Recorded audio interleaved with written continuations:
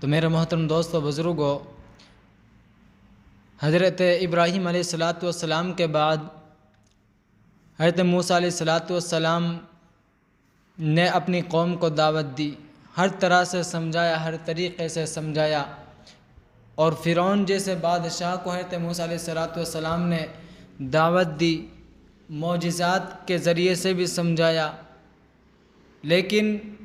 جب انہوں نے بات کو نہیں مانا، ایمان کے اندر داخل نہیں ہوئے، تو اللہ تعالیٰ کی پکڑ آ گئی، جس کی وجہ یہ ہوئی کہ اللہ تعالیٰ نے اس کو بھی غرقاب کر دیا سمندر کے اندر۔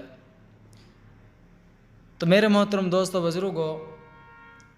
یہ دعوت والا کام پہلے سے ہی چلا آ رہا ہے، اور اس کام کو سارے نبیوں نے کیا ہے، ہر ایک نبی نے اس دعوت والے کام کو کیا ہے، یعنی اللہ کی طرف لوگوں کو بلانا،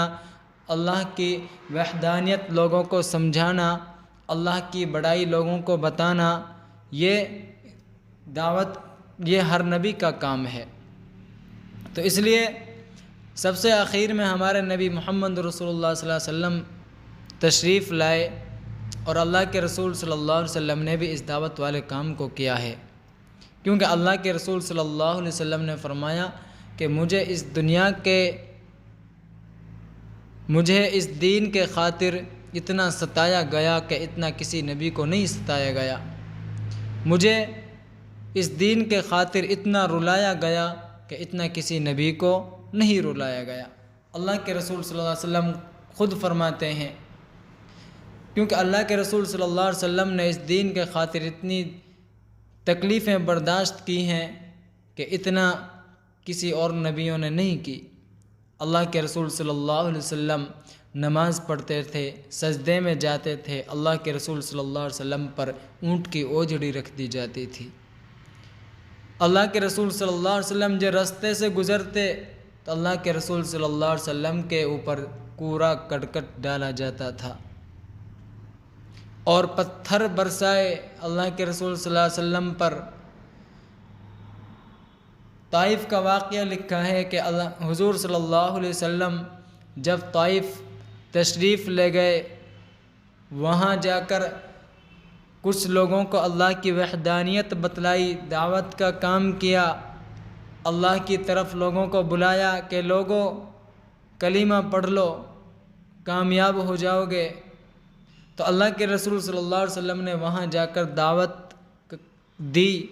تو کچھ سرداروں سے بات کی، بجائے اللہ کے رسول صلی اللہ علیہ وسلم کی دعوت کو قبول کرتے، تو انہوں نے اللہ کے رسول صلی اللہ علیہ وسلم کے پیچھے کچھ لونڈوں کو لگا دیا، انہوں نے اللہ کے رسول صلی اللہ علیہ وسلم پر پتھر برسائے، اور یہاں تک کہ ہمارے نبی لہو لہان ہو گئے، جوتیاں مبارک خون سے تر ہو گئی۔ اللہ کے رسول صلی اللہ علیہ وسلم نے پھر ایک باغ کے اندر آ کر پناہ لی، اور وہاں پر فرشتے آئے اور کہا کہ اللہ کے رسول اگر آپ حکم دیں تو اس بستی کو نیست و نابود کر دیں۔ پہاڑوں والے فرشتے آئے کہ اللہ کے رسول اگر آپ حکم دیں تو ان دونوں پہاڑوں کے بیچ میں اس بستی کو چکنا چور کر دیں، لیکن اللہ کے رسول صلی اللہ علیہ وسلم نے فرمایا کہ میں رحمت للعالمین، مجھے رحمت للعالمین بنا کر بھیجا گیا ہے، نہ کہ زحمت للعالمین، کیونکہ مجھے پوری دنیا کے لیے رحمت بنا کر بھیجا ہے، زحمت بنا کر نہیں بھیجا۔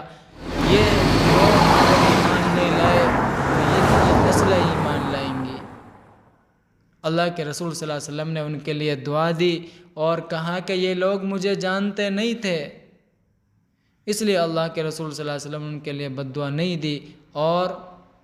وہاں سے تشریف لے۔ میرے محترم دوست و بزرگوں، اللہ کے رسول صلی اللہ علیہ وسلم نے اس دین کے خاطر بڑی بڑی تکالیفیں برداشت کی ہیں، بڑے بڑے مصائب جھیلے ہیں، کئی دن کا فاقہ کیا ہے، تب جا کر کے یہ دین ہم تک آیا ہے۔ پھر اس کے بعد اللہ کے رسول صلی اللہ علیہ وسلم نے فرمایا انا خاتم النبیین لا نبی بعدی، کہ میرے بعد اب کوئی نبی نہیں آئے گا۔ اللہ کے رسول صلی اللہ علیہ وسلم جو تھے وہ آخری نبی تھے۔ اب اللہ کے رسول صلی اللہ علیہ وسلم نے اس دین کے کام کو اس امت کے ذمے کر دیا ہے۔ اور اب ہماری اور آپ کی اور سب کی یہ ذمہ داری بنتی ہے کہ اس دعوت والے کام کو لے کر چلیں، اس دعوت والے کام کو کریں، کیونکہ اللہ کے رسول صلی اللہ علیہ وسلم نے اس امت کے ذمے اس کام کو سونپ دیا ہے۔ اور قرآن پاک کے اندر بھی اعلان کر دیا گیا ہے کہ وَخَاتَمُ النَّبِيِّينَ، کہ اللہ کے رسول صلی اللہ علیہ وسلم آخری نبی ہیں، اب کوئی نبی نہیں آنے والا۔ تو اس لیے ہماری اور آپ کی ذمہ داری بنتی ہے کہ اس کام کو لے کر چلنے کی۔ ہمارے بزرگان دین میں اور جتنے بھی اس دنیا میں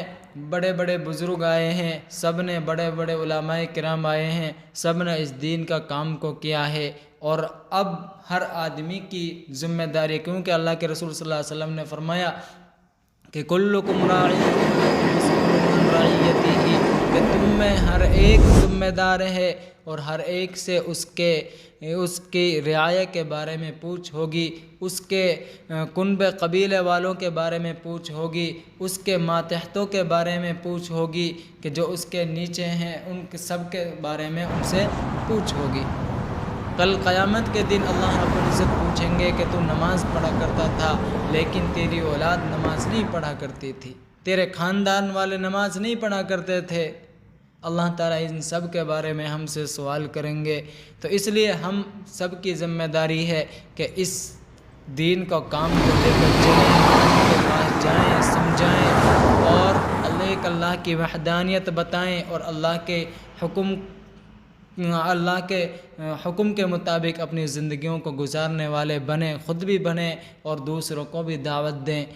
اور قرآن پاک کے اندر بھی اللہ رب العزت نے فرمایا یا ایھا الذین آمنوا قوا انفسکم واہلیکم نارا وقودھا الناس والحجارہ، کہ اے لوگو خود بھی بچو اور اپنے اہل و عیال کو بھی بچاؤ اس آگ سے جس کا ایندھن پتھر اور انسان ہے۔